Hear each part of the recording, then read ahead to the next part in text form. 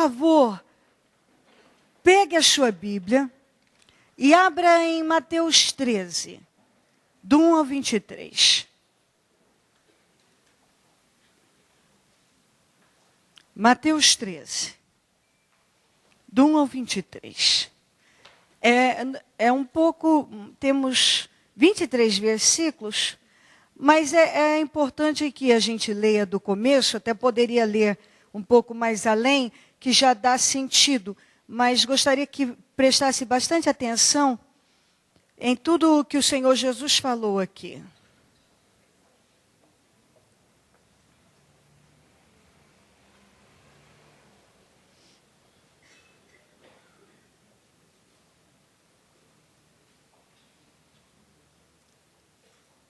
Amém?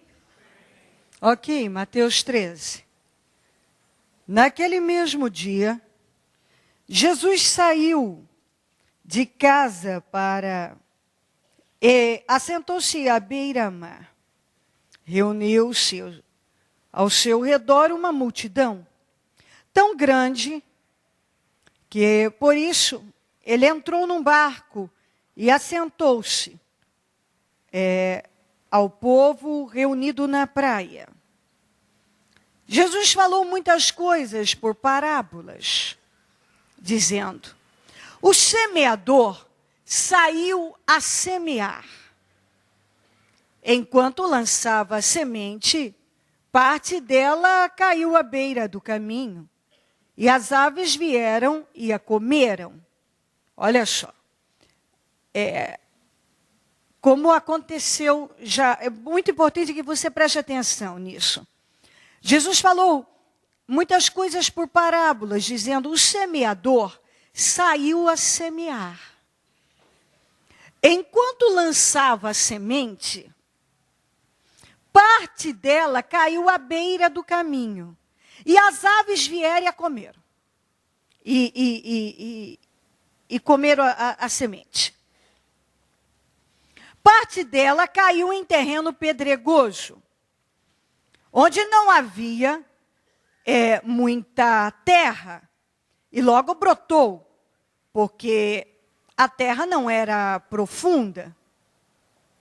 Mas quando saiu o sol, as plantas se queimaram e secaram, porque não tinham raiz.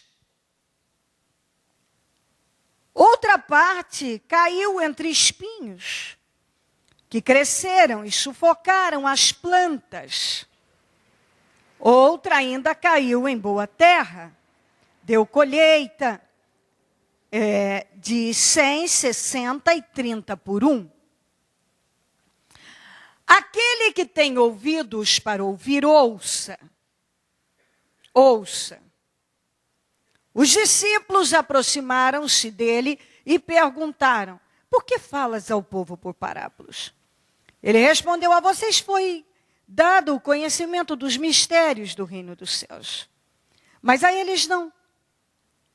A quem tem será dado, e esse será em grande quantidade. De quem não tem, o que tem, desculpe, o que tem lhe será tirado. Por essa razão, eu lhes falo por parábolas, porque vendo eles, não veem, e ouvindo não ouvem, nem entendem, porque eles não davam lugar ao entendimento.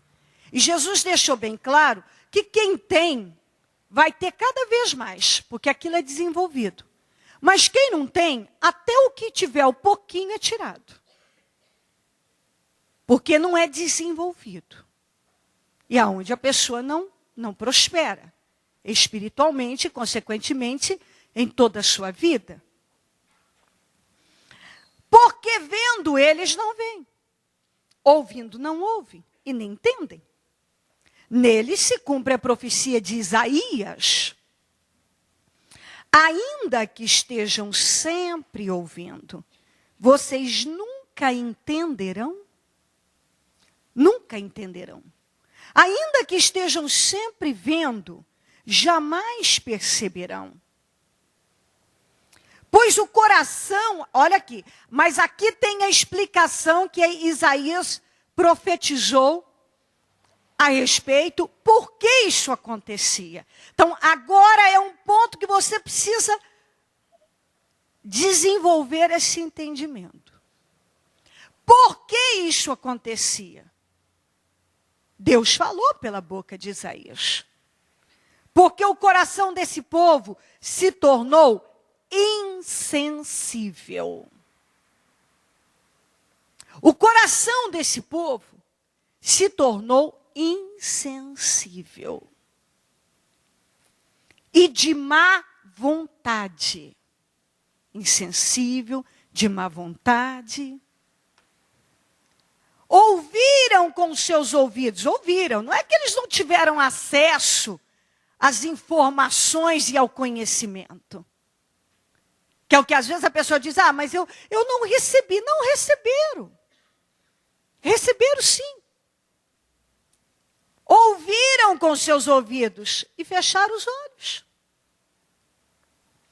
Poderiam vir, se assim não fosse, isso aqui diz tudo, ó. Se assim não fosse, se tivesse sido diferente, se eles tivessem agido de uma outra maneira, se assim não fosse, poderiam ver com os olhos, ouvir com os ouvidos, entender com o coração e converter-se e eu os curaria. Bom, tudo daria certo. Eu os abençoaria, transformaria suas vidas, restauraria, faria tudo. Porque esse eu os curaria tem a ver com a questão espiritual, não é de uma doença física, tinha a ver com a cura do espírito. Uma mudança na vida deles. Mas o coração se tornou insensível e de má vontade. E mesmo ouvindo, não entendiam, não davam lugar ao entendimento, porque o coração estava insensível. Não estava aberto.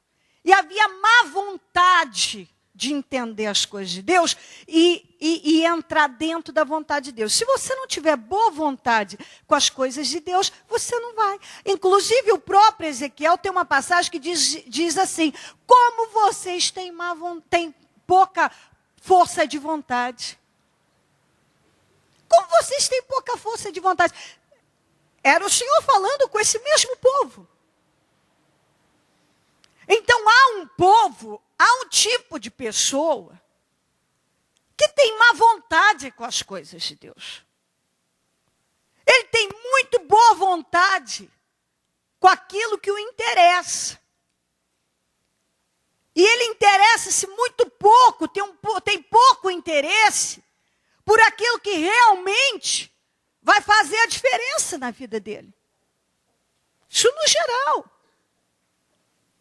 No geral, olhe para mim, por gentileza. Preste atenção aqui. Mas felizes são os olhos de vocês. Porque veem. E os ouvidos de vocês. Porque ouvem. Felizes são os olhos daqueles que veem. Os ouvidos daqueles que ouvem. Felizes são esses. Pois eu lhes digo a verdade. Muitos profetas e justos desejaram ver o que vocês estão vendo, mas não viram. E ouvir o que vocês estão ouvindo, mas não ouviram. Aí muita gente só leva lá para o tempo deles. Não, peraí, quantos que desejaram viver a era? Porque muitos profetas profetizaram a vinda do Senhor Jesus, essa era da graça, do ministério do Espírito Santo em que nós vivemos, em que podemos falar diretamente com Deus, não precisamos que ninguém fale por nós. Você pode falar com Deus a hora que você quiser, ter uma fé totalmente independente. não depender de absolutamente ninguém, nem nada. É aquilo que eu sempre digo a você, a igreja é fundamental, porque a igreja é o ambiente de fé, onde você vai cultuar a Deus, mas você deve depender de Deus. De Deus. De Deus. Porque se você depende de alguém ou de alguma coisa, se esse alguém ou essa alguma coisa falhar, você despenca. E quando você depende de Deus, você não despenca nunca. Porque você está enraizado em Deus. Pode cair 1000 de cá, 10.000 de cá, você está firme porque você anda com Deus. É esse tipo de fé que você precisa ter. É essa fé que você precisa ter. Uma fé totalmente independente de questões externas. Uma fé dependente de Deus. Que depende apenas de Deus. É a fé que você precisa ter. Porque se você depender de pessoas para dar passos na vida, e essa pessoa não estiver lá, e essa pessoa falhar com você, você vai desmoronar.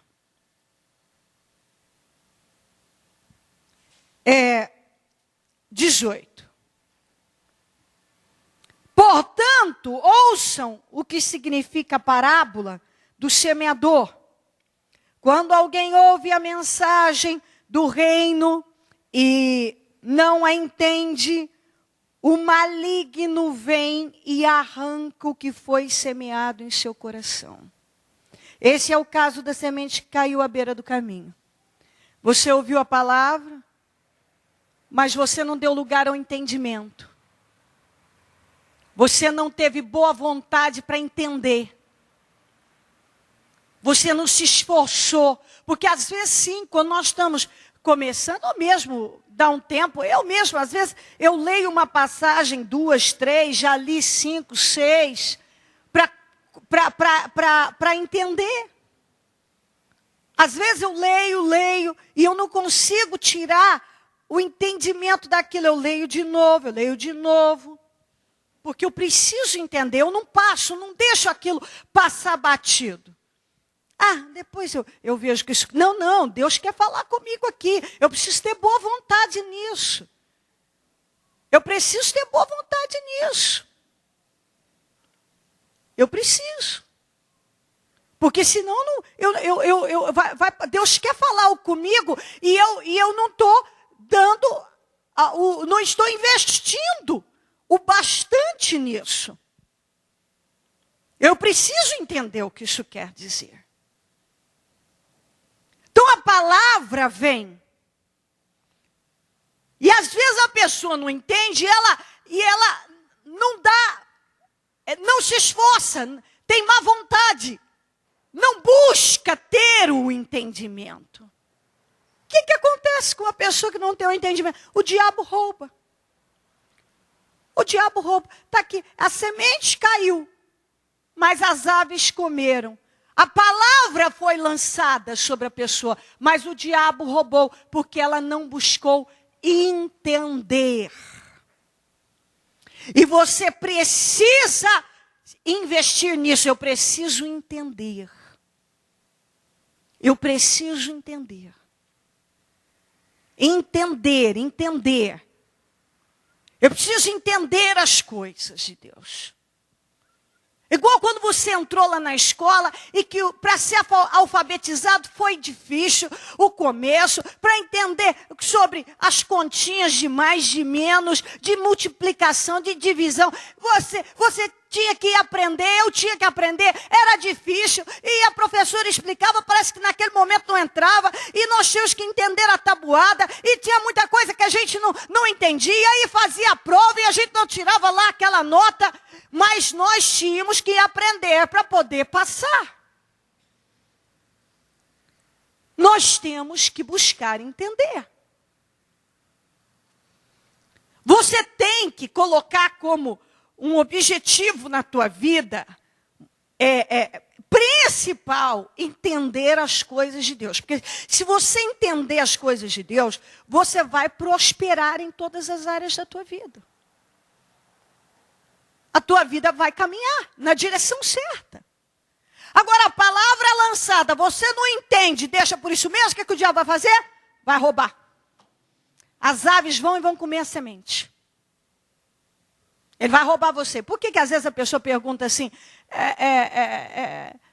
por que vem, às vezes as pessoas vêm, ficam um tempo na igreja, depois para. Está aqui a explicação de 3 tipos de pessoas que você não pode aceitar ser. Nós temos 4 grupos aqui, só um agrada realmente a Deus. E você precisa saber em que grupo você está. Porque se você está num desses 3 grupos que antecede o quarto, está errado. Está errado. Não vai dar certo. Olha aqui. Quanto à semente que caiu no terreno pedregoso, esse é o caso daquele que ouve a palavra e a recebe com alegria. Todavia, visto que não tem raiz, em si mesmo permanece um pouco de tempo. Quando surge alguma aflição ou perseguição por causa da palavra, logo a abandona. Quantas vezes a gente encontra a pessoa, ela recebe a palavra e ela está pulando de alegria. Jesus é linda, maravilhoso, eu não vivo mais sem Jesus, eu nunca mais vou ficar sem Jesus, eu te amo, Jesus. E em 2 tempos, ela já está pregando, ela já está falando, ela fala bonito, que é uma maravilha, ela se emociona, que é uma maravilha, e ela está é a lua de mel com Jesus, é um espetáculo. Aí ela se depara com a primeira guerra dela, pronto. Cadê a fortaleza? Cadê todo aquele amor? Cadê toda aquela alegria? Cadê toda aquela força? Cadê todas aquelas palavras amorosas? Estou fraco, estou desanimado. Eu perdi as forças. Não, a luta está muito grande. Não dá. Pronto, parou. Mas vamos lutar, meu senhor, minha senhora, vamos lutar. Não, estou desanimado. Mas outro dia estava aí cheio de paixão por Jesus, criatura. Não, estou desanimado. Não tem raiz. Um grupo, os pássaros comeram. O diabo foi lá e roubou, porque ele não deu lugar ao entendimento. O outro não criou raízes, ficou só na superfície. Uma fé superficial.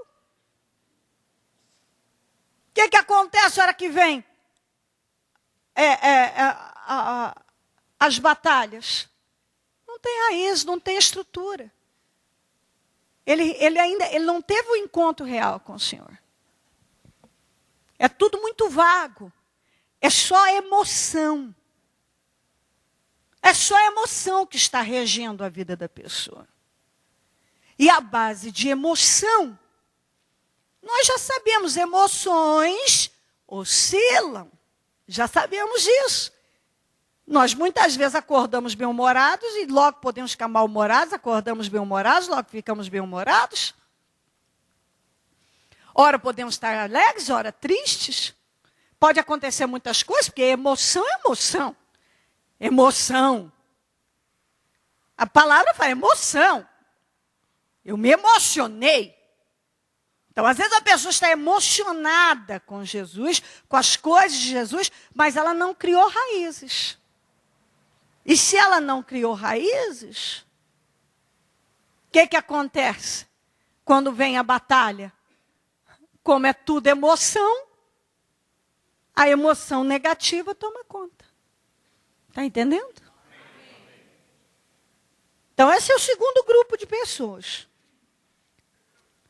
Terceiro grupo, quanto à semente que caiu entre os espinhos, esse é o caso daquele que ouve a palavra, mas a preocupação desta vida é o engano das riquezas, o sufocam, tornando-a infrutífera. A pessoa ouve, é abençoada, e vai que vai. Só que aí, aquilo que ela foi conquistando em Deus, começa a ocupar o lugar de Deus. Então, antes, ela buscar o Senhor, para que o Senhor a salvasse, a abençoasse e tal. E o Senhor foi abençoando a vida dela. Então ela conquistou a casa dela, o carro dela, o salário bom, roupas boas, dinheiro para ir comer, para viajar. Agora ela não tem tempo para Deus, porque ela tem muito dinheiro para viajar. Ela tem que gastar muito tempo para limpar a casa grandona que Jesus deu para ela, todos aqueles móveis maravilhosos que Jesus deu para ela. Agora o carro, antes quando ela estava a pé, ela vinha buscar o Senhor. Agora ela tem um carro na garagem, mas hoje é dia de rodízio, não dá para vir para o culto. Não tem jeito, não tem. Mas quando estava a pé, vinha de qualquer jeito. Mas agora com o carro não dá, não dá, nem sempre dá. Está frio hoje, não dá. Agora eu tenho que trabalhar, eu tenho trabalho. Por que você não vê? É muito trabalho, muito trabalho. Eu queria assim, às vezes eu fico perguntando para mim, o que acontece com a cabeça de uma pessoa que sabe,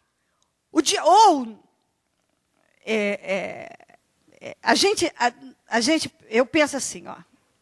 A pessoa sabe. Então, às vezes eu paro e penso, a pessoa sabe. Onde é que isso vai levá-la?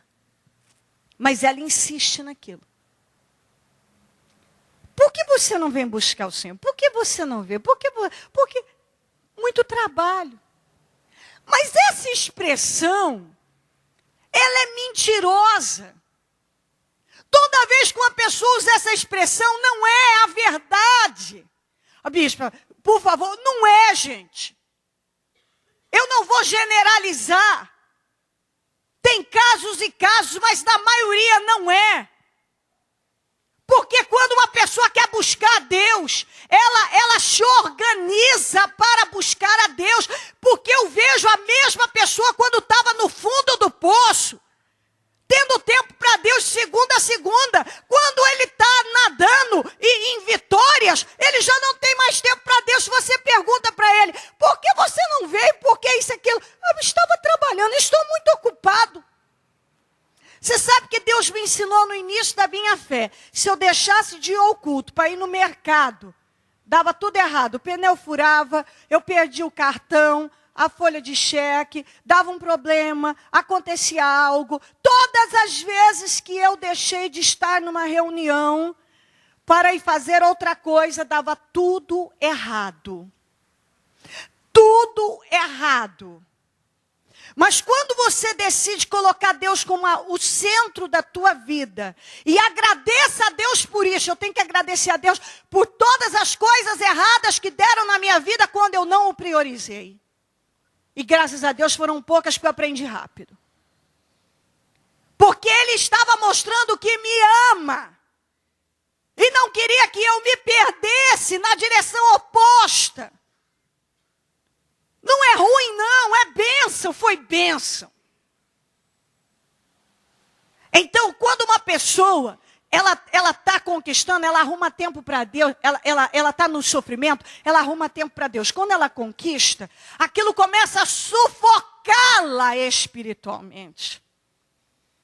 Sufocá-la, porque agora ela não tem tempo para Deus, porque ela tem que trabalhar. Ela não tem tempo para Deus, porque ela tem a empresa. Ela não tem tempo para Deus, porque ela tem que cuidar da casa, ela tem que cuidar disso, ela tem que cuidar daquilo. E eu vou dizer a você, que bênção, que vitória há nisso, quando as coisas, as bênçãos, ocupam o lugar do abençoador. Que sentido há? O que é mais importante? As coisas que Deus te deu? Ou Ele? Para algumas pessoas, as coisas que Ele deu. E aí, a pessoa começa a ser sufocada. As coisas que ela conquistou começam a sufocá-la. A sufocá-la. Claro que cada caso é um caso, etc e tal, mas com a minha experiência de vida, toda vez que uma pessoa justifica, você pergunta, por que eu não tenho te visto? Por que isso? Ah, trabalhando muito, os estudos da faculdade, mentiroso. Mentiroso. Porque se você quisesse, você estava priorizando a Deus. É mentiroso. Se quisesse, estaria arrumando tempo para Deus. Porque quando uma pessoa quer, eu vejo a mesma pessoa que diz que tem que parar para estudar agora, mas na hora que começa a novela das 8, das 9, para tudo para assistir. Mas não tem que estudar? Como assim? Para a novela tem tempo? Para o estudo? Não, tem jejum. Mas eu tenho que estudar. Não, eu tenho que trabalhar, tenho que trabalhar. Ué, a novela dura o quê? 1 hora? Deixa eu ver quem é noveleiro. 1 hora? Ué, usa essa 1 hora para estudar. Para fazer o serviço atrasado. Mas é engraçado como na hora da novela dá para parar tudo na vida. Na hora da novela dá para parar. Mas na hora das questões espirituais para Deus não dá. Não dá, porque se eu parar... Gente, se eu parar... Mas aí se você vai fazendo uma análisezinha, dá para parar para tanta coisa. Para novela dá para parar. Para tantas coisas dá para parar. Tem tempo. Não. Então, por isso que eu falo para você que falta verdade muitas vezes nas coisas. Porque a pessoa não tem tempo para uma coisa, mas se disser para ela algo que vai favorecer a carne dela, olha, vamos em tal restaurante mega aí que eu vou lhe pagar, vamos no shopping que eu vou lhe dar tal coisa de presente. Nossa, não, eu arrumo um tempinho, claro, rapidinho. Peraí, não muda de ideia, não. Eu faço questão, olha, você tem um tempo que eu vou lá no Oscar Freire com você, comprar tal coisa. Olha, eu tenho que trabalhar, mas eu saio, eu vou fazer hora extra até. Eu trabalho fora do horário, eu vou. Para a carne. Eu sempre, parece uma coisa, quando eu falo assim, eu falo, bicho, mas o senhor vai analisando essas coisas, porque a minha vida eu fui analisando a mim mesma. Eu não compro livros de sermão, não, minha gente. Eu prego sobre aquilo que eu vivo. Ao longo da minha vida, eu fui sendo moldada. E estou sendo, e terei que ser muito. A ideia não é, bom, deixa eu pegar aqui um livrinho de sermão para ver o que vou trazer. Não, isso são experiências de vida. Foi analisando a mim mesma, pessoas perto, e assim por diante, que a gente vai chegando num ponto, no entendimento das coisas. Espera aí, estou com preguiça de fazer isso aqui para Deus, mas se fosse para eu fazer isso aqui, quantas vezes eu me questionei assim? Estou com preguiça de fazer isso aqui para Deus, mas se fosse para eu fazer isso aqui para a minha carne, nossa, eu descobria, quantas vezes eu descobri a disposição que eu tinha. A preguiça ia embora, rapidinho. Rapidinho a preguiça saía. Está entendendo? Rapidinho. Então, se você não parar para prestar atenção nessas coisas, você mesmo vai se enganando em relação à tua fé. Você precisa parar para analisar os pontos. Você tem disposição para isso, mas não tem. Quando se diz que é para as coisas de Deus, você já não tem a mesma disposição. Você busca de Deus vitórias. E de repente as vitórias que Ele te deu estão te sufocando. Sufocando a tua fé. Sufocando o teu espírito. Te afastando dEle. Não é mais bênção. E quanto à semente que caiu em boa terra? Esse é o caso daquele que ouve a palavra e a entende. E dá colheita de 100, 60 e 30 por 1. Mas essa palavra também, esse versículo também precisa mexer com cada um que aqui está. Bom, bispo, eu acabei de descobrir que eu sou o quarto grupo aqui. Eu ouço, eu entendo. E Deus é a minha prioridade. Não tem diabo que roube. Não tem conquistas que sufoquem. Eu tenho raízes. Bacana. Mas e quanto você está frutificando? Dá uma colheita de 100, 60 ou de 30. Quanto você tem frutificado para Deus? 100%? 60% ou 30%? Quanto você tem frutificado? Porque a Bíblia deixa bem claro que nós podemos frutificar 100 vezes, 100%. 100% nele. Podemos nos dar, nos doar muito mais para Ele. Eu ouvi, eu entendi, eu tenho feito, mas aí você vê que você já chegou num nível, mas Deus te pede um pouco mais. Está entendendo isso? Deus te pede um pouco mais. Você já chega num ponto de ouvir, já entendeu, e começa a frutificar. Mas a Bíblia agora deixa claro, 100, 60 ou 30. Uns já estão em 30, outros 60. Tem os que já chegaram a 100%, estão frutificando em Deus. Aí cada um aqui vai responder. Quanto você tem frutificado em Deus? Porque a Bíblia deixa bem claro que nós podemos ir mais. E deixa claro que é necessário frutificar. E que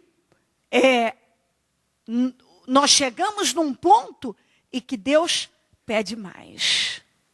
Você pode frutificar mais do meu reino. Você pode se doar mais para mim. E é exatamente isso. Vai observando, do início até agora, quantas coisas que antes não te incomodavam, agora incomodam, porque você tem um temor maior.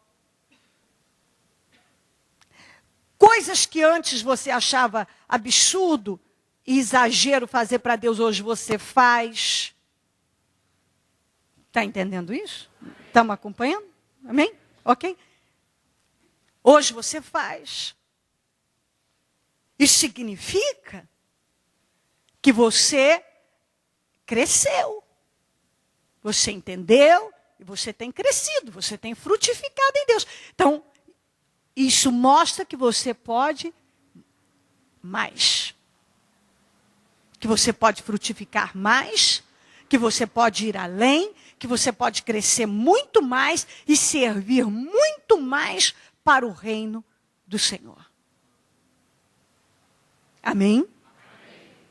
Você está entendendo a palavra? Amém. Ok?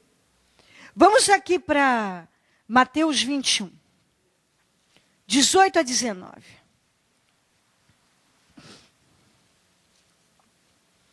De manhã cedo, quando voltava para a cidade, Jesus teve fome. Vendo uma figueira à beira do caminho, aproximou-se dela, mas nada encontrou, a não ser folhas. Então lhe disse, nunca mais dê frutos imediatamente. A árvore secou. Jesus procura figos numa figueira, não encontra, só encontra folhas.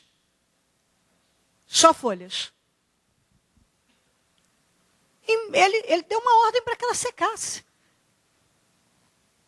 Quer dizer, não pode. Não pode. Se você é uma figueira, você tem que produzir frutos. Seja lá qual for a árvore, ela precisa produzir frutos. Ela não pode ter apenas folhas. Se você é uma árvore que só tem folhas, a Bíblia deixa claro que você seca. Você tem que ter frutos. Você tem que produzir frutos. E esses frutos é a mudança que acontece na tua vida e a sua entrega e as suas obras e realizações em Deus. Vamos lembrar o que diz a Bíblia, que a fé sem obras, ela é morta. Então não adianta você dizer que tem a fé e não tem as obras. Você é uma árvore que tem folhas, mas não tem frutos. Jesus não quer uma árvore com folhas, ele quer uma árvore com folhas e frutos. Tem que ter frutos. Frutos. Porque o fruto alimenta. Eu preciso ter frutos. Eu preciso ter um peso no mundo espiritual. No reino de Deus. Ter uma função. Estar dentro desse propósito. E ser usado por Deus. Eu preciso, você precisa, todos nós. A palavra é lançada sobre você para que você possua, entenda e produza frutos. E cada vez mais, se estava produzindo 30, agora vamos pular para 60. Se já estava em 60, vamos crescer para 100. Deus quer que você esteja continuamente, diga comigo, crescendo. De novo, crescendo. Diga, Deus nos quer crescendo. Diga, eu preciso crescer. Deus espera que você cresça. Não pode parar de crescer. Você nunca na sua vida pode parar e dizer assim, bom, acho que está bom. Não pode.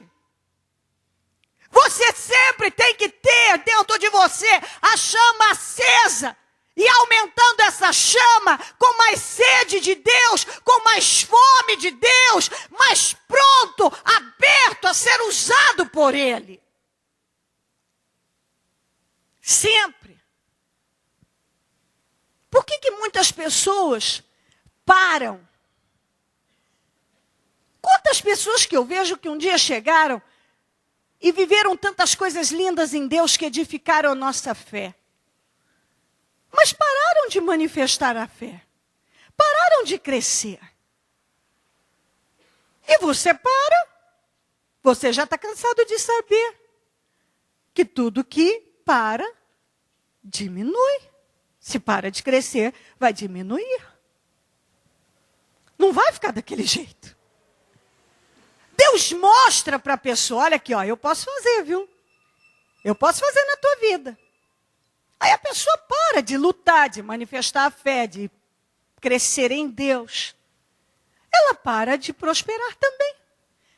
E quando eu falo prosperar, minha gente, prosperidade quer dizer ausência de necessidades. E ausência de necessidades, nós usamos a prosperidade sempre para a questão financeira, mas prosperidade engloba tudo. Tudo. É paz, é saúde mental, emocional, física, espiritual. Eu sempre falo sobre isso porque há pessoas que seria melhor que ele tivesse uma doença física do que a doença da mente dele. Tem gente que é doente na mente. E uma pessoa que é doente emocionalmente, tem uma mente doente, seria muito melhor que tivesse um problema físico. Dá muito mais trabalho porque ele tem que ter botar uma força muito maior. Muito maior. Então, a pessoa, ela precisa querer crescer. Quando Jesus teve fome, e o mundo está aí,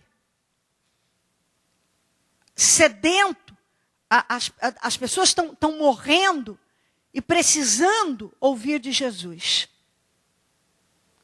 Você, tendo condições de frutificar, talvez só tem folhas?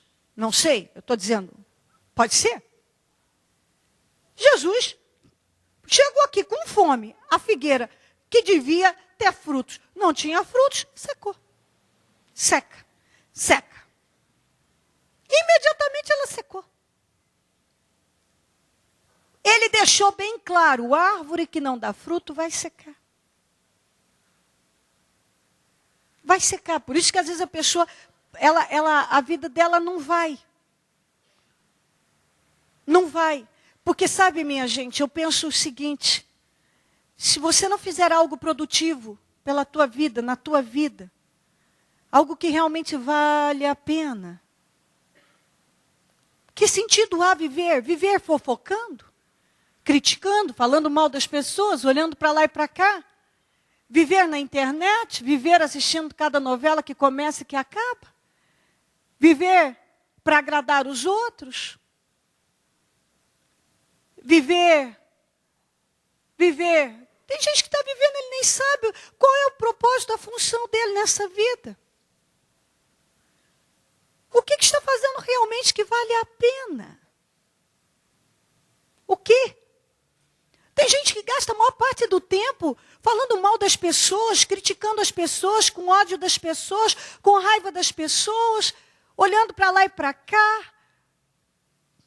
Tem gente que passa a maior parte do tempo envolvida com coisas banais. Quando ele termina o dia, o que eu produzi, o que eu construí, onde eu cheguei, o que eu atingi? Nada. Você conversa com ele e não tem conteúdo? Não alimenta. Quantas vezes você senta para conversar com alguém e aquela pessoa não te alimenta, porque nada que ela, tudo aquilo que ela diz, não diz.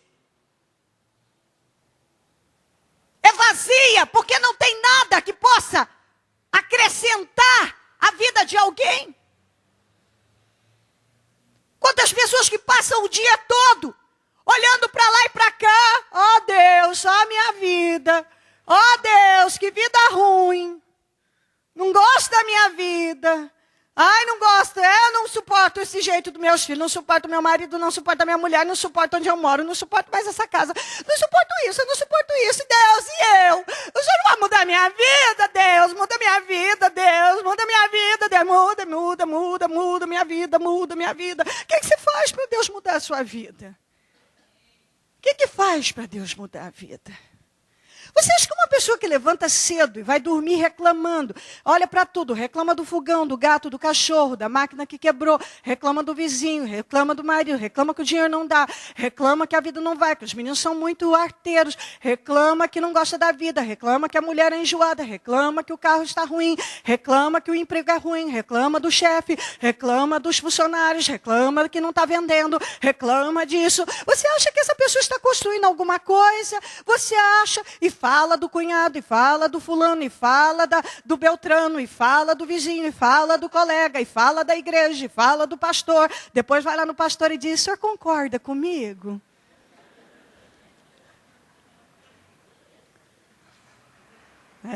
O pastor. O senhor pode concordar com a minha vitória, mas lá atrás desceu a lenha no pastor. Agora quer que o pastor concorda com a vitória dele?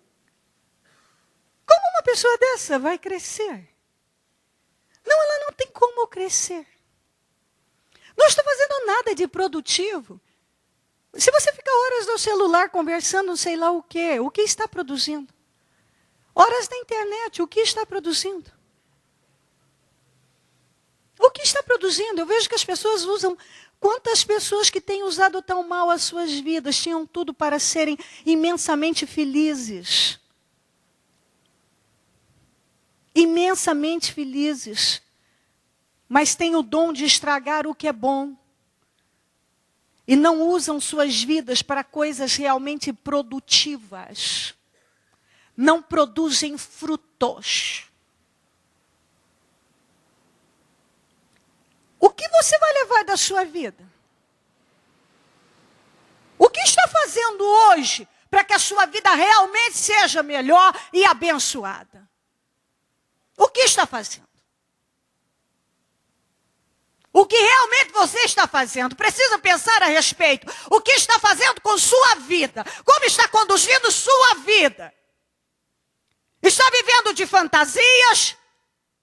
Está vivendo de promessas? De reclamações? Tudo te incomoda na vida, te irrita? Tudo e nada te agrada ou te motiva? passa logo, para. Nós precisamos parar e pensar. O que eu estou fazendo da minha vida? O que eu estou fazendo hoje da minha vida? Que tipo de pessoa eu sou em Deus? Eu sou aquela que ouve e não entende, o diabo tem me roubado mesmo. Eu sou aquela que não criou raízes no Senhor até hoje. É por isso que tudo me abala e eu vivo desanimado, desanimada. Na imaturidade. Eu sou aquela pessoa que venceu tanto, mas agora as vitórias estão me sufocando, dominando a minha vida, matando a minha fé. Eu sou aquele que já ouviu, entendeu e tem frutificado, mas eu posso frutificar mais. Ou eu sou uma figueira só de folhas, que não tem nada para oferecer. Vem aqui para Lucas.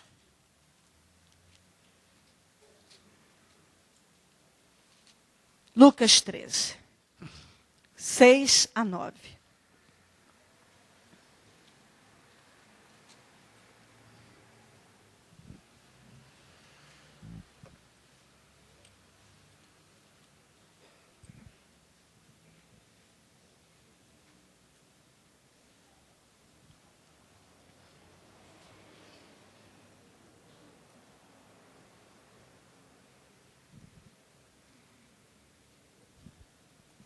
Lucas 13, 6 a 9. Então contou esta parábola. Um homem tinha uma figueira plantada em sua vinha.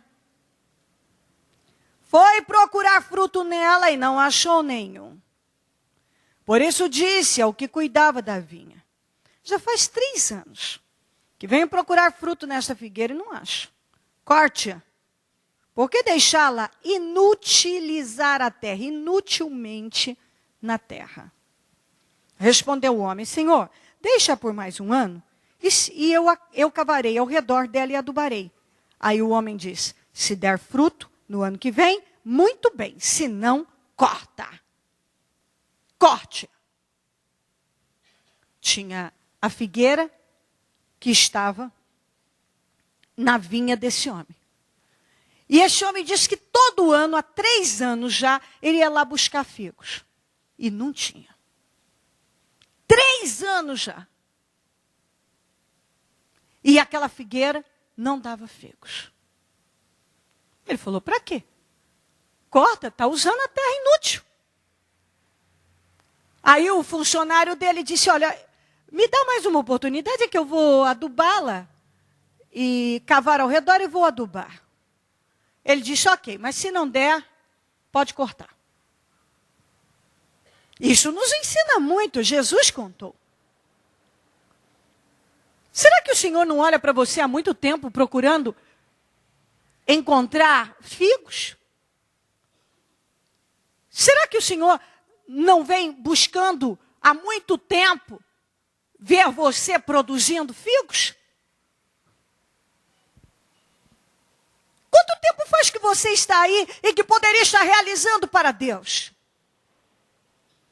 Poderia estar tendo um tempo para Deus, realizando mais para o reino, produzindo para esse reino. O mundo está morrendo, caminhando para a destruição. E a coisa mais importante que nós recebemos é o entendimento da palavra. E você pode ser um canal. A sua bagunça pode virar a sua mensagem de transformação de vida na vida das pessoas. A sua dor, a cura de milhares de pessoas. As lágrimas que você derramou pode enxugar milhares de rostos.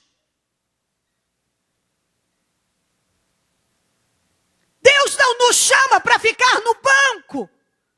Deus não nos chama apenas para ficar o tempo todo: Deus me dá isso ou me dá aquilo.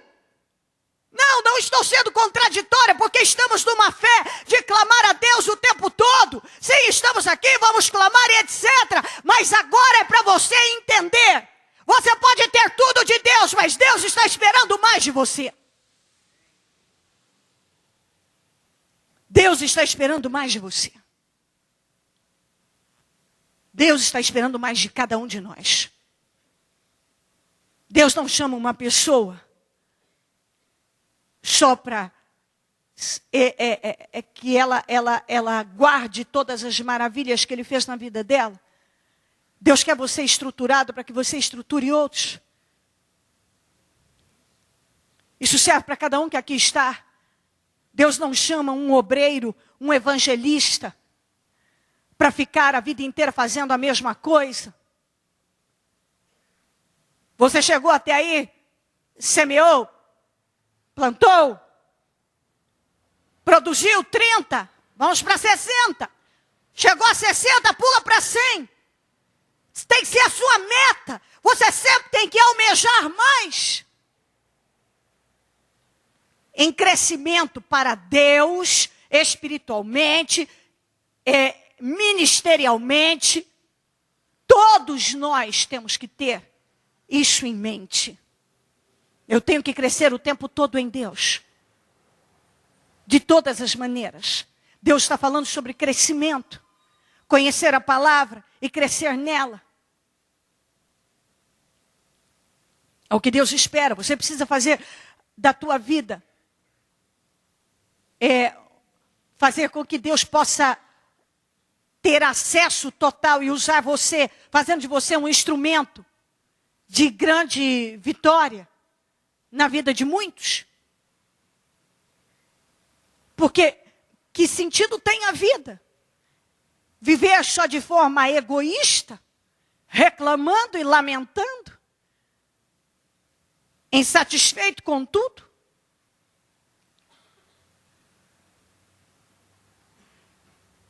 Precisamos pensar. Que tipo de cristão eu sou? Que tipo de cristão eu sou? Eu estou em qual dos grupos ali? Daquele que o diabo, eu ouvi a palavra, não entendi, o diabo já me roubou? Ou eu sou aquele que até hoje não tem raízes? Ou eu sou aquele que está sendo sufocado? Deus me abençoou tanto e agora eu não tenho mais tempo para Ele. O que antes eu podia fazer, agora não dá mais. Bom, mas espera aí, você não vai saber administrar suas vitórias? Vai permitir que elas ocupem um lugar de Deus?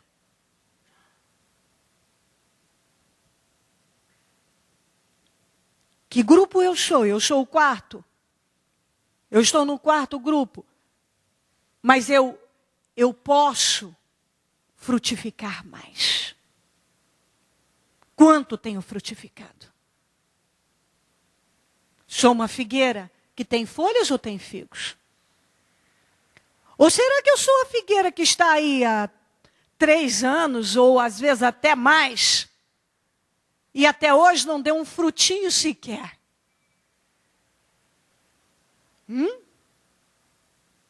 Quanto tempo faz que você está andando com Deus? Quanto tem frutificado nele de verdade e feito para o reino?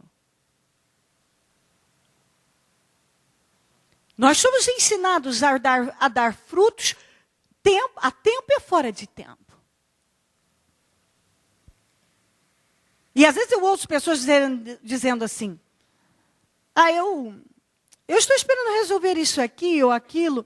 Sabe de uma coisa, eu entendi na minha vida que quanto mais eu me envolvia com as coisas de Deus, eu buscava Deus, eu fazia algo que podia favorecer outras pessoas e o reino, mais rápido eu via as minhas coisas andando.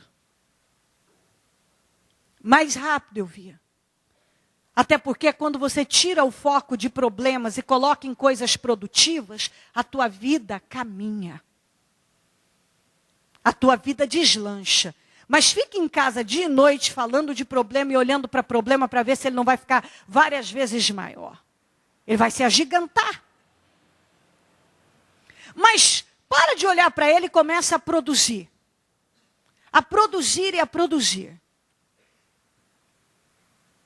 A produzir. Quantas vezes eu já vim para o altar após ter tido notícias ruins, ou desci para o estúdio para gravar, com a alma em fel de amargura de tantas situações difíceis para resolver. E naquele momento parece que você não tem e você está mais fraco, mas aí é onde entra, quando estou fraco, aí eu estou forte. Porque você depende ainda mais de Deus. E aí você para e diz assim, bom, se eu for olhar para a minha carne, eu não tenho nada para levar para outra pessoa agora, Senhor. Está doendo a minha alma. Mas você para e pensa assim, mas espera aí, eu dependo de Deus. E eu não vou permitir que um problema pare minha vida. Eu penso que uma das maiores vitórias da vida de uma pessoa, e eu trato isso como uma das minhas maiores vitórias, é não deixar que nada, nem ninguém, nem nenhum problema pare minha vida com Deus. Não importa o que aconteça, eu vou continuar com Deus e fazendo o que eu tenho que fazer em Deus. E sabe que muitas vezes, reuniões que, se fosse olhar para o estado da alma, ela não teria como caminhar, ou um programa. E Deus, quando você se abre para Ele, e você decide que Ele é sua prioridade, e que nada vai tirar você do foco, Ele pode te usar muito mais. E muitas vezes, naquele dia em que as coisas estão mais difíceis, é que você realiza trabalhos muito melhores. Que tocam muito mais e que movem ainda mais o espírito de muitos. E quantas vezes eu, após terminar, já nem me lembrava mais daquele problema, já não sentia mais a dor dele. Porque permiti ser um canal que Deus pudesse encher e alimentar a outros. Mas se a gente cruza o bracinho e começa a olhar para dentro da gente e a dizer, olha o meu problema, como é que vou fazer isso? Eu estou cheio de problemas, estou abatida, eu não tenho para mim, estou muito acabada. Não, Deus, até quando Deus? Porque Deus. Deus não pode te usar assim. Deus não pode. Sabe, eu penso que uma das coisas que você tem que parar e pensar, você não tem que desejar que alguém queira você abatido. Sabe, eu não quero que ninguém me veja abatida. Eu não quero que ninguém me veja triste, ou que eu transfira para alguém que eu estou com algum problema. Ninguém tem que saber se estou com algum problema. Porque essa não é a visão que aprendemos com o Espírito Santo. Aprendemos que o fariseu, sim, se rasgava, se sujava, deixava o cabelo descabelar, bagunçado. Para quê? Quem se lembra? Para quê que os fariseus faziam isso? Para quê? Para mostrar que eles eram espirituais e que eles estavam há horas em jejum, em oração, e eles queriam que as pessoas vissem o quanto eles estavam acabados de tanto orar e jejuar. E isso não foi nem um pouco elogiado por Deus. Nem um pouco. É igual em São José do Rio Preto, uma vez um pastor tinha mania de jejuar. E aí um dia, eu fiz 41 dias de jejum, eu fiz 21 dias de jejum. Absoluto, eu fiz 10 dias de jejum, 7 dias de jejum, 3 dias de jejum direto, 24 horas nem sei quantos. E ele começou a fazer esses jejuns. Um dia desmaiou no púlpito. E saiu carregado. E depois voltava e mostrava o quanto estava abatido e acabado e não sei o quê. E o quanto ele estava sacrificando para o povo. Outra hora vejo pessoas subindo o morro com galões de água, a televisão explora aquela imagem com galões de água, e aí para e mostra um semblante da pessoa acabada, pesada, aniquilada ali. Para quê? Para que as pessoas se sensibilizem. Mas a Bíblia diz, não eu, que se eu receber a tua honra, eu não receberei a de Deus. Compreendeu isso? Se eu receber a tua honra, eu não receberei a de Deus. Isso não quer dizer que você não tenha que honrar, dê honra a quem tem honra, mas a Bíblia está deixando bem claro que eu não devo trabalhar para emocionar você. Para quebrantar seu coração de forma emocional. Para que você me veja como uma pessoa mais espiritual. Você não tem que chegar aqui acabado e já gritar lá da porta: eu estou assim porque estou em jejum, gente. Eu estou em jejum. Não é isso que vai mudar a sua vida. Eu faço jejum continuamente. E as pessoas que me acompanharam nos meus 41 dias me encontraram penteadas e de batonzinho e arrumadinha. Deus me guarde de ficar desarrumada. E me guarde das rugas também. Não sei até quando será tão misericordioso. Não é a ideia. Deus quer você com o espírito feliz, alegre, bem-humorado, caminhando em vitórias. Você tem batalhas, todos nós temos. Mas você tendo raízes, você sabe que Deus é com você e será sempre, vai te dar vitória. Então você não vai parar a sua vida por causa de um problema. Você vai seguir a sua vida. E sabe que Deus te dará vitória no caminhar. A Bíblia não diz se você passar pelo vale da sombra da morte? Então você pode passar, então você passa. Ela não diz que seria, a Bíblia não diz que o Senhor seria conosco? A Bíblia diz também que se você passar pelo fogo, a chama vai arder em você? Pela água, ela vai te submergir? Não. Então, você passa. A Bíblia não disse, o Senhor não deixou, não disse, olha, eu vou te livrar você não vai ter que passar pelo vale da sombra da morte, nem pela água, nem pelo fogo, nem por... Não, você vai passar. Você passa. E eu vou te livrar. Então a ideia é que você passe. Não adianta parar e dizer, eu não vou passar. Tem para passar, passe logo. Quanto mais rápido passar, mais rápido se livra também. Tem que passar, passe. Não adianta fugir das coisas, gente. Não se liberta delas fugindo. Uma hora você vai ter que encará-la, cedo ou tarde. Não adianta buscar atalhos, não adianta jogar para lá, não adianta protelar situações, decisões. Uma hora você vai ter que encarar o assunto. Uma hora vai ter que encarar. Então, passe. Passe.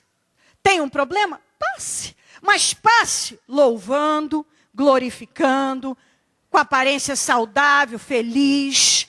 Passe frutificando e crescendo em Deus. Amém? E para fechar, Tiago 1, 22 a 25.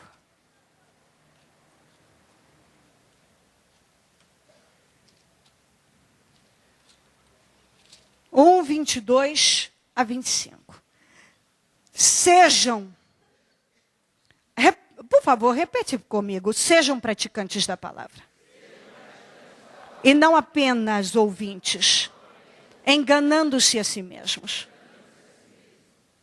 Olha, aquele que ouve a palavra aí, mas não a põe em prática, De novo, aquele que ouve a palavra, mas não a põe em prática. Aquele que ouve a palavra, mas não a põe em prática, é semelhante a um homem que olha a sua face no espelho. Quem se viu no espelho hoje? Você se olhou hoje para ver, não é? Se arrumou, etc. Ok. A Bíblia diz que a pessoa que ouve a palavra e não pratica é como uma pessoa que se olhou no espelho, virou as costas, não lembro mais como é que é meu nariz. Eu não lembro mais como é que é meu rosto. É possível isso? Você sabe como é a tua fisionomia? Você se lembra da sua fisionomia agora? A Bíblia está dizendo: sejam praticantes da palavra e não apenas ouvintes, enganando-se a si mesmo. Porque se você ouve e não pratica, você está se enganando.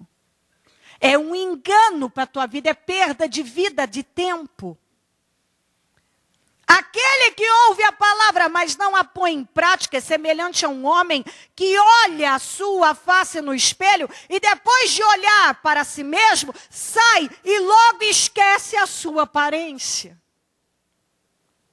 Mas o homem, a pessoa que observa atentamente a lei perfeita que traz liberdade e persevera na prática dessa lei, não esquecendo o que ouviu, mas praticando, diga comigo, será feliz naquilo que fizer, em tudo que fizer. Amém? Se você ouve, deve praticar. Se não pratica, está se enganando. Tudo que você tem sido ensinado a fazer, faça. Porque senão você se engana. Preparou aquele... Deixa eu colocar esse testemunho para você.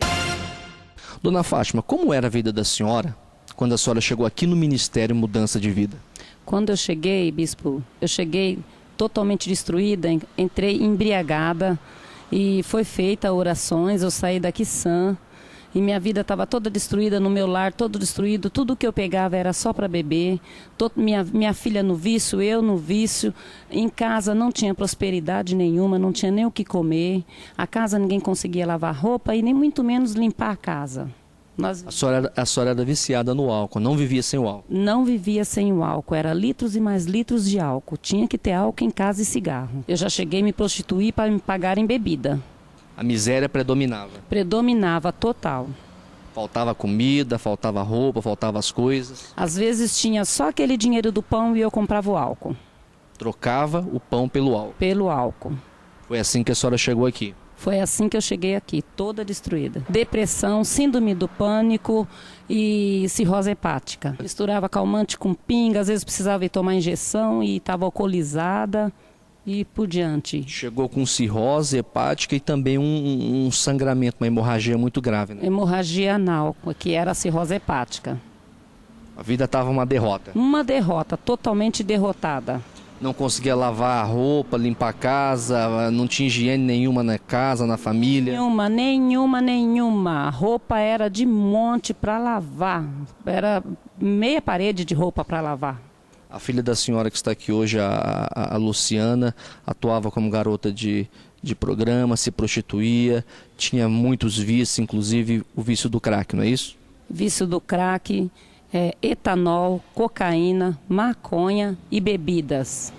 A senhora chegou aqui na Igreja Mundial de Cristo, aqui no Ministério Mudança de Vida, e a vida da senhora foi totalmente transformada. A senhora foi liberta e curada de tudo isso mudou.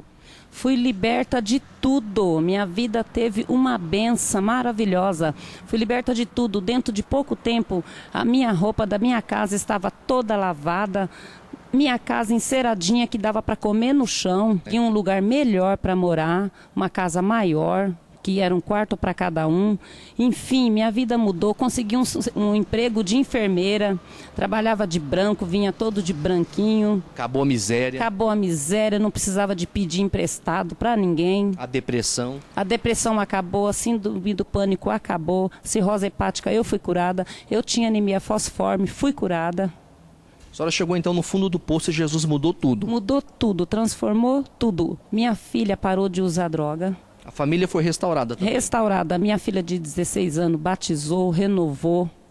Totalmente restaurada. A senhora pode dizer que essa época foi a época mais feliz da vida da senhora? Essa foi a época mais feliz da minha vida. Mas, de repente, por uma bobeira minha, eu peguei raiva do pastor e eu não quis vir mais, eu me afastei. A senhora começou a dar ouvido a outras pessoas, né? Outras pessoas que falavam mal da igreja. Passei por outras igrejas, também não deu certo. E assim eu fui me afundando cada vez mais. Eu fui cegando espiritualmente, fui cegando cada vez mais, até chegar ao ponto que nós estamos hoje. Foi a pior besteira da minha vida, foi eu ter me afastado. A senhora disse que a senhora não voltou 7 vezes pior, né?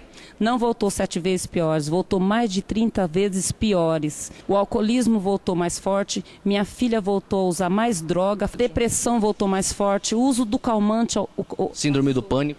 Passou o calmante mais forte para a síndrome do pânico, porque a crise voltou frequentemente, a miséria voltou mais forte, o despejo está decretado, minha mudança está toda arrumada, o despejo está todo decretado. Perdi todos os meus netinhos que eu criava pular e minha filha de 16 anos. Quer dizer, a Luciana perdeu os 3 filhos, né, que hoje não estão mais com vocês, e a senhora perdeu uma filha, que hoje não mora mais com vocês. Não mora, está no lar. Está no lar e a gente estamos lá sozinha, então... Tudo isso depois que a senhora se afastou? Tudo isso depois que eu me afastei. Por ter dado ouvidos a pessoas usadas por um espírito maligno. Isto, exatamente. E agora vocês estão retornando para o Ministério Mudança de Vida e a prova viva, né, de que foi uma força maligna que afastou vocês, é que vocês chegando na igreja várias vezes manifestaram com espíritos malignos, né? Isso, mas... ó, o pouco tempo que eu estou aqui, que eu voltei determinada... Já está mudando. Eu perdi eu tinha aquela vergonha de estar voltando, mas eu peguei, eu entrei, fui humilde e enfrentei, falei, vou calçar a cara e vou olhar para a cara do pastor, falar, voltei. Aqui é meu lugar. Aqui é meu lugar e não vou sair jamais. Uma das coisas, assim, impactantes que a senhora me contou foi que a Luciana, nessa vida de garota de programa, você estava grávida. Estava. E aí se envolveu numa briga. Aí perdi a criança. Ela se envolveu numa briga, tomou 2 chutes na barriga, foi isso? Tomou 2 chutes na barriga, o aborto foi instantâneo, na hora. E isso foi 5 horas da manhã. Ela ficou até 7 horas da manhã ainda da noite se drogando. O nenê morto do lado. O nenê morto do lado e colocou o nenê dentro de uma sacola do supermercado e me levou para casa. E falou, toma mãe, a senhora pegou os outros, agora a senhora pega esse. Quando eu abri a sacola, era um neném morto, perfeitinho, até com unha. Quando eu desmaiei, perdi o chão. Falei, agora eu cheguei para baixo mesmo, agora não tem mais jeito. Quer dizer, o diabo chegou arrebentando com tudo. Chegou arrebentando com tudo e falando que nós éramos dele mesmo. Porque não tinha como, não tinha nem como, eu não sei como, bispo, eu consegui entrar aqui, porque não tinha como entrar, não tinha como voltar. E a senhora me dizia que o seu café da manhã era uma pedra de crack, é isso? Isso. Meu café da manhã era uma pedra de crack. Era crack o dia todo? Era crack o dia todo e etanol também o dia todo e fora as outras bebidas. Bebia o etanol? Bebi o etanol. Ia no posto de gasolina, comprava ali o combustível de carro, etanol e bebia? Bebia. Era um vício? Era um vício. E após vocês voltarem para o Ministério Mudança de Vida, embora tenha muita coisa para mudar, porque essa volta foi recente, muita coisa já mudou, a senhora se libertou da depressão, da síndrome do pânico, do alcoolismo. Nesse pouco tempo que eu estou aqui, já me libertei do alcoolismo, da síndrome do pânico, não estou fazendo uso de remédio contínuo que nem eu fazia, porque eu vivia engolindo o remédio, praticamente eu me alimentava de remédio. Não estou tomando esse medicamento, estou assim com meu coração leve, aliviado, estou feliz com Jesus, fiz a minha aliança com Deus e não pretendo sair daqui nunca mais. O que mudou, Luciana, nesse pouco tempo? Mudou que agora eu não sinto mais vontade de usar o crack, né? E nem o etanol e não estou mais me prostituindo e estou com a cabeça firme e não quero largar mais nosso Senhor Jesus Cristo. Não vale a pena, né? Não vale a pena ficar longe dele. A pior besteira que a senhora fez foi ter saído da igreja. Pior besteira da minha vida, porque eu era muito abençoada, fazia trabalho de evangelismo e fazia trabalho dentro da igreja. Para mim era a maior satisfação do mundo, era estar aqui. Naquela época eu queria estar aqui todos os dias. O que leva uma pessoa como a senhora, que teve a vida assim totalmente mudada de forma maravilhosa, de repente vira a cabeça e se volta até contra a igreja e se afasta da igreja e chega no ponto que a senhora chegou de derrota, de destruição? O que leva é a gente parar de orar, vigiar e ouvir as palavras das pessoas do mundão aí fora, que não sabe a vida maravilhosa que a gente... Às vezes até gente que se intitula evangélico, né, que vem falar mal, né? Isso, até gente que é evangélico, fala, aquela igreja lá, aquela igrejinha... Não é de Deus, não. Não é, não. Não é de nada. E mesmo a vida da senhora tendo mudado aqui dentro, a senhora se deixou levar por isso? Deixei se levar por isso e saí. A senhora reconhece que foi fraca, que foi ingrata? Reconheço que eu fui fraca e ingrata, não só com meu Senhor Jesus, que me deu tantas maravilhas, como os homens de Deus. É difícil voltar, é fácil sair, difícil voltar. E vim voltar para os braços do Senhor Jesus, porque aí fora não tem nada para a gente, não tem nada para nos oferecer, só tem coisa ruim e a vida da gente só vai para derrota, derrotas e mais derrotas. Que nem eu, não cheguei ao fundo do poço, eu cheguei quase no fundo do abismo. Então, gente, não saiam. E aqueles que saíram, voltem, porque vale a pena voltar. Eu estou tendo a prova viva disso, que faz pouco tempo que eu voltei e já está tendo mudanças e mudanças na minha vida. O que o Ministério Mudança de Vida significa para a senhora? Ai, significa tudo, bispo. Olha, desta vez voltei, estou com meus pés no chão e não pretendo sair nunca mais da Igreja Mundial de Cristo. E nem mudança de vida para mim significa tudo. O que o Ministério Mudança de Vida significa para a senhora hoje? Ministério Mudança de Vida significa a glória de Deus entrando na minha vida e restaurando a minha vida e mudando mesmo, por completo a minha vida. Vida nova. Vida nova. Propósito de fé dos 52 dias para a restauração da sua vida. O muro ficou pronto em 52 dias. Quando todos os nossos inimigos souberam disso, todas as nações vizinhas ficaram atemorizadas e com orgulho ferido, pois perceberam que essa obra havia sido executada com a ajuda de nosso Deus. O que precisa ser restaurado em sua vida? A família? As finanças? A saúde? A vida espiritual? O Ministério Mudança de Vida está na fé dos 52 dias para a restauração da sua vida. 52 dias de fé, perseverança, de busca e clamor ao Deus vivo pela restauração da vida de todo aquele que crê. Propósito de fé dos 52 dias para a restauração da sua vida. Ministério Mudança de Vida, há 15 anos, levando vida a toda a gente